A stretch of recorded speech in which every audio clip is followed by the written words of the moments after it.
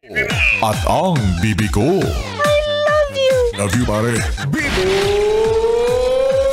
Bibo!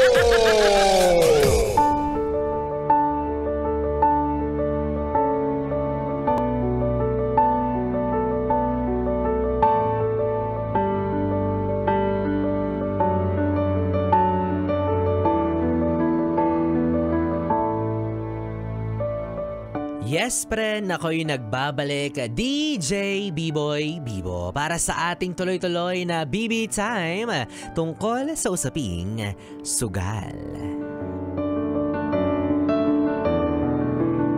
Sugal na minsan paldo, madalas talo, diba? Sugal na nagsimula sa pabarya-barya hanggang sa palaki na ng palaki ang pusta at naubos ang pinaghirapang pera. Oh! Diba? Yan yung kanta. May kanta yun, diba? Manok na pula, mukhang tatama yan.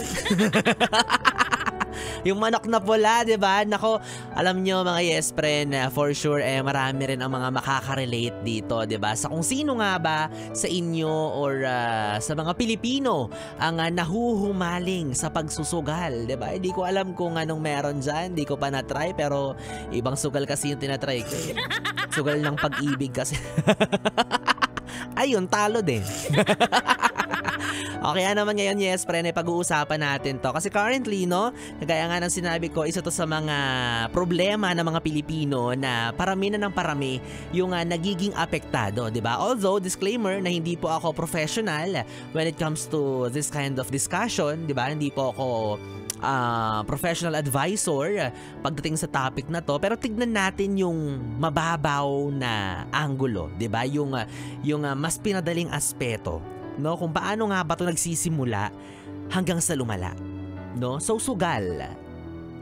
Ano ba yung unang pumapasok sa isip mo pag narinig mo yung salitang sugal? Diba? Usually, ang naiisip na agad natin, malaki ang papremyo, libo-libo, milyon-milyon. Yung buhay mo, may posibilidad at may chance ang maging magarbo kapag nanalo. Diba? Pero at some point, minsan nakakalimutan natin na ang pinagmula ng salitang sugal ay sugal, meaning, it's either manalo ka or matalo ka. Kumbaga, hindi to sure ball win. Andun pa rin yung risk na matalo ka. Isang klase ng laro na susubukin mo ang kapalaran. So walang kasiguraduhan, risky siya, yet may chance ka pa rin na manalo, 'di ba? Kaya ang ending nagiging addicting siya. Kasi may mga pagkakataon naman talaga na mananalo ka. Kaya mas maiengganyo kang tumaya ng tumaya, 'di ba? Halimbawa nagtaya ka ng 100 piso. Tapos natalo, tapos tumaya ka ulit ng 100 piso, tapos nanalo ka ng 100 piso, ganun din, di ba? Bumalik lang yung 100 mo pero lugi ka pa rin ng 100. Gets mo? Ako bobo ko sa math pero gets ko yun. Di ba? Yung akala natin may nakukuha tayo pabalik pero hindi natin namamalayan na sa atin din pala yun. Pera rin pala natin yun, binabalik lang sa atin ng pautay-utay, kumbaga nalilibang lang tayo. Pero pera mo pa rin yun. Pera mo pa rin yung napapanalunan mo at pera mo pa rin yung natatalo. Diba? At saka swertihan lang talaga na papalarin kang manalo ng limpak-limpak, libo-libo, tapos ang puhunan mo barya-barya, diba? Ay, kapag ganyan din naman talaga, diba? Marami ang napapasubok. Marami ang gustong mag-try na, sige nga, try ko nga yung 5 piso ko, baka maging 5,000, diba? Hanggang sa paulit-ulit na subok, barya-barya, hanggang sa di namamalayan, malaki na pala. So yun yung nagiging progress kung paano nagsisimula ang addiction sa sugal. Kung paano naipapanganak at naisisilang ang mga sugarol, diba? Well, alam ko naman din na maganda yung hangarin mo, diba? Maganda yung intention mo kung bakit ka naglalaro ng ganyan, kung bakit mo pinagkakaabalahan yan. Hangad mo ang buhay na wala ng hira, pero on the other side, nako-compromise yung mga nasimulan mo ng pangarap, 'di ba? Isipin mo yung mga inipon mong pera, binuo mo yan sa loob ng mahabang panahon para makapagpundar ka ng mga bagay sa buhay mo na kinakailangan, kagaya ng bahay, whatsoever, diba, na pangangailangan mo, tapos itataya mo sa sugal.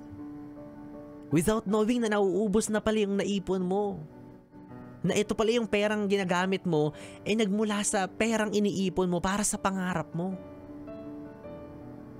At buti nga sana kung pangarap mo lang yun. Paano kung pangarap rin ng mga taong nakaasa at katuwang mo sa pagbuo ng pangarap na yun? Diba? Yung mga kamag-anak mo, pamilya mo, asawa mo, anak mo, hindi lang ikaw ang apektado, kundi yung mga taong nakapaligid sa'yo.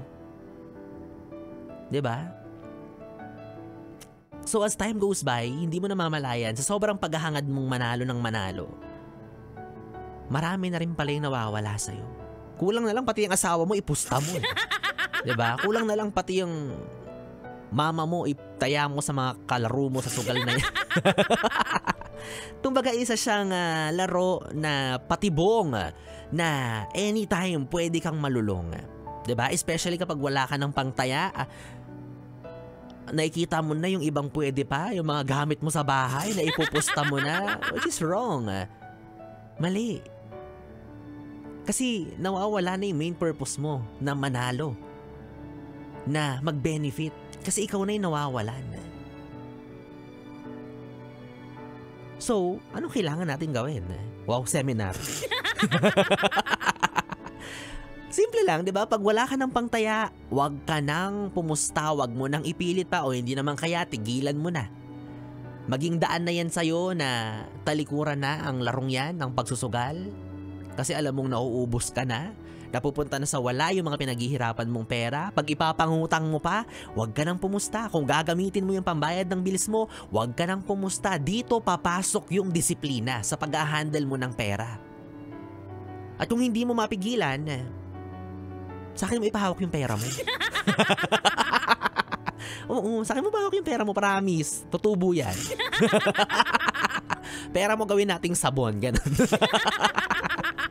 Alam kong pera mo yan, no? Yes, friend. Baka naman sabihin mo, pakialam mo ba, B-boy, B-boy? Pera ko naman to, pinaghirapan ko to. At saka mayaman naman ako, hindi ka sure. Maraming mayaman ang naging, or napunta sa kahirapan dahil sa pagsusugal. Diba? Maraming mayaman ang maraming ari-arian na ngayon wala na. Napunta na lahat sa wala dahil sa sugal. Though, wala rin naman talaga akong pakialam kung saan at paano mo gagamitin yan. Pero sana naman, no, huwag kang maging makasarili. Kasi gaya na sinabi ko kanina, sa ginagawa mong yan, for sure, may iba pang mga naaapektuhan. It's either pamilya, trabaho, or maaaring pati yung sarili mo mismo. Yung hindi mo na mapigilan, yung talagang addiction na siya, yung para bang hindi matatapos ang isang araw nang hindi ka tumataya kasi iniisip mo na mananalo ka. Pero kabaliktaran ang nangyayari. Kung yung barya-barya o pera na pinupusta mo, pinakain mo na lang sana sa pamilya mo. Pinambili mo ng biskwit ng anak mo. Kahit yun man lang, di ba, sa mga maliliit na bagay, kahit barya pa yan, may pakinabang yan kung gagamitin mo sa tama. Di sana nabusog pa yung pamilya mo. Di sana may narating pa yung perang pinaghirapan mo. Although, alam ko naman na may mga nagbago rin naman talaga ang buhay, no, in fairness, dahil sa pagsusugal. Hindi ko alam kung ilan sila at nasa na sila at kamusta na sila, kung nagsusugal pa rin ba sila. May mga umunlad din naman dahil sa pagpusta, no? But again, laro ito na walang kasiguraduhan. So it's either tulungan ka nitong makaahon o maging dahilan nito ng habang buhay mong pagkabaon. No one knows. At dito na naman papasok ang kasabihan natin na nasa huli ang pagsisisi. Gamitin mo sa tama yung perang meron ka. Kung bored ka at wala kang mapaglustayan ng kayamanan mo, i-donate mo sa charity. Ibigay mo sa mga taong nangangailangan. Gawin mo sa pagkakawang gawa sa kapwa mo tao. Hindi naman kaya, bigay mo kay B-boy Bibo. Diba? Let's be wise in spending our finances, diba? Wala namang mawawala din sa'yo. In fact, mas magigain ka pa dyan kapag marami kang pera at nagamit mo sa maayos at tama, diba? Kaya kung ako sa'yo, kung pupusta ka na rin lang, doon ka nasisigurado, di ba?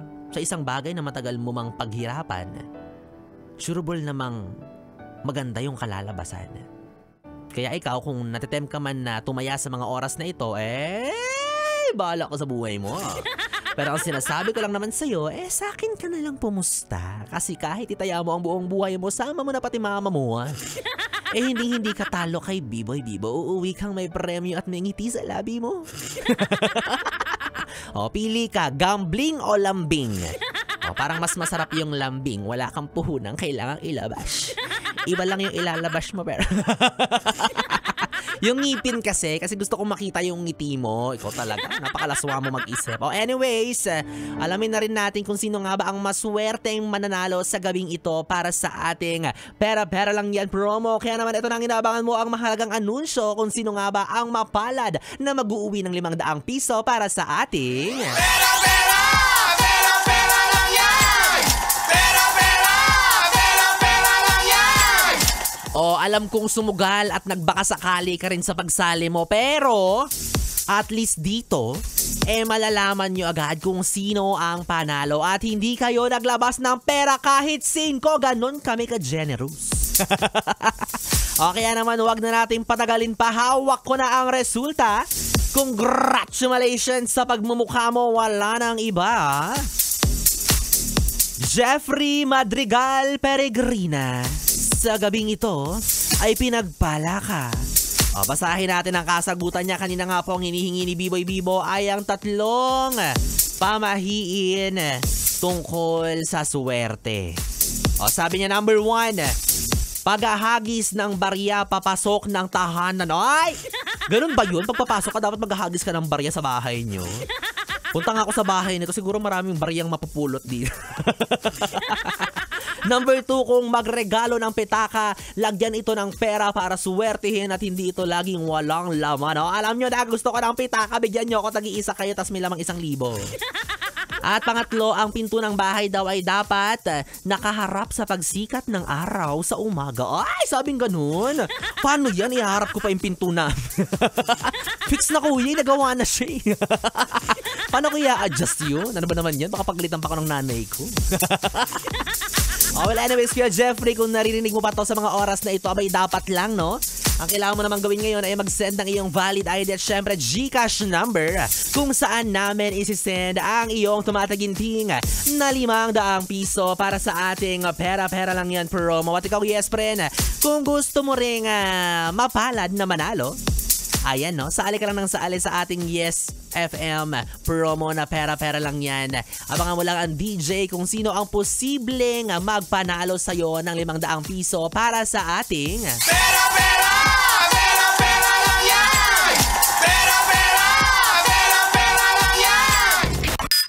Yes, friend, 3 oras na BB time ang ating pinagsamahan. Nakapiling niyo po ako, DJ Biboy Bibo, ang bibi mo sa radyo. Magkasama at magkarinigan po tayong muli bukas sa parehong oras, 9 p.m. to 12 midnight. Dito pa rin at dito ka lang sa 101.1 Yes FM Solid. Good night, bibi. Mwah, mwah.